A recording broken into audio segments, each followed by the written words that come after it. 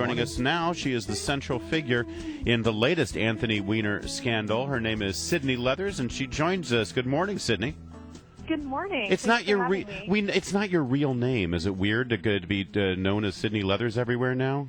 Actually, it is my real name. It is? Oh, I thought really the Leathers is. part was something you just added there for effect. All right, well, good to know. It sounds weird, but it's my actual name. All right, well, Sydney, Ms. Leathers, then, thanks for joining us. You know, I think by now everybody knows the story that brought you to the national attention, that was your involvement with Anthony Weiner in an online relationship.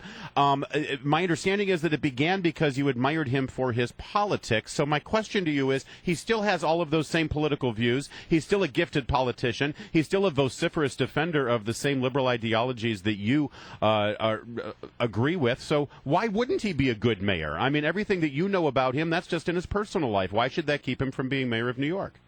Right. Well, actually, aside from, any impulse control problems, I did admire him when he was in the House, but I also didn't realize what was going on behind the scenes. Richard Kim did a really great article in The Nation a few weeks ago where he talks about the fact that, Anthony was really good about giving these really passionate, hyperbolic speeches on the House floor that got a lot of attention, but behind the scenes, he really wasn't doing a lot of actual work. He talks about him being alienating to political allies and just not doing a lot legislatively. So that is kind of disheartening. Well, Sydney, let me ask you a question. What was the real motivation for coming forward and revealing everything that you revealed? My real motivation, I just felt like, people didn't know the truth. I felt like it would have been so easy for him to say in that first New York Times article with his wife, hey, I messed up again. My wife forgave me. What a wonderful woman. Well, something like that. I get all that, Sydney. But a lot of people look at that and they say, well, I don't want to defend Anthony Weiner on any level, but a lot of people look at it and say, well, it looks like her real motivation might have been to promote her career. And right. You've done some promotions for iHookup.com. You've done, I guess you would call it a soft porn video. So a lot of people say, well, it's all about Sydney Leathers rather than her disdain for Anthony Weiner. It's actually, if that were the case, though, I would have came forward initially, not anonymously. When I came forward initially and released things, I did it anonymously, and I didn't sell any of the transcripts or explicit photos that he sent me or anything like that. So I feel like if I really wanted attention out of it, I never would have tried to keep my name out of it in the beginning, which I did. And so when you did these things, it was, well, I'm out there, I might as well take advantage of the situation? Is that it? Yeah, exactly. Once someone releases your identity without you confirming or denying, totally against your will, it's kind of like you either hide from it or you own it. So you went all in. You own it. I mean, you have an app out now, and you've got I heard that you want to be a radio talk show host. Yeah, I mean, that's a possibility. Yeah, I would really appreciate it if you could stay out of that career. Yeah, me too, yeah. Although, if you're welcome to audition right now if you'd like. Really quickly, let's hear some Sydney Leathers' analysis of today's political events. Oh, you want me to talk about Egypt? No, that's good enough, thanks. The last thing I need is someone vying for my job.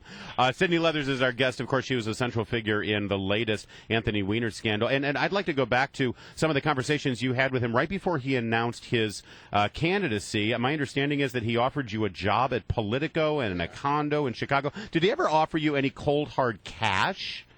No, he never was like, oh, I'll pay you to shut up or anything specific like that. But it is kind of strange if you look at the timeline of events that, the same day he was talking about possibly getting me on Politico, he also had said, hey, will you delete all of our chats?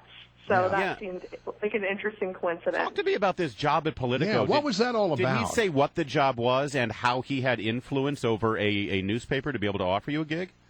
He didn't tell me what specific person he was going to speak to, but he just said he had a close friend at Politico, and that he wanted to basically put in the good word about me. It was something regarding living in swing states before elections, because I lived in Indiana. and he knew I was very interested in politics, so he was like, maybe I could get you on this panel of, people who live in swing states. Sydney Leathers analyzing swing states. See, there's like 10 jokes there that I can't make, so I'm going to move on. You were just on with Sean Hannity. You had some high praise for him. Apparently, you're a fan of our colleague here on WMAL, Sean Hannity. Actually, he's very nice. Yeah, he's totally not what I expected at all. I will admit that I prejudged him, and he's a very nice man. Now listen, I take offense to this because I'm a conservative guy, and most liberal women out there, and yes, I meet many of them, they all assume that conservative men are not nice. Why do you have that preconceived notion?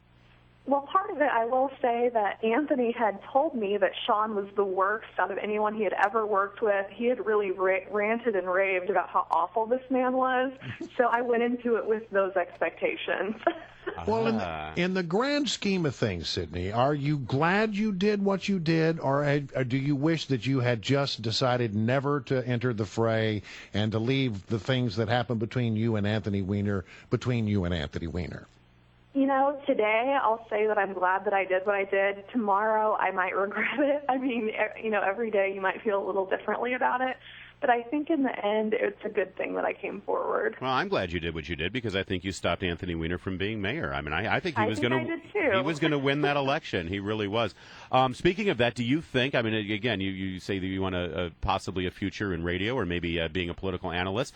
Take a look at the 2016 presidential campaign, knowing that Anthony Weiner's wife, Huma Abedin, is a huge advisor and a part of the integral Hillary Clinton machine. Do you think that your story, Anthony Weiner's story, will somehow affect negatively the Hillary Clinton for president campaign?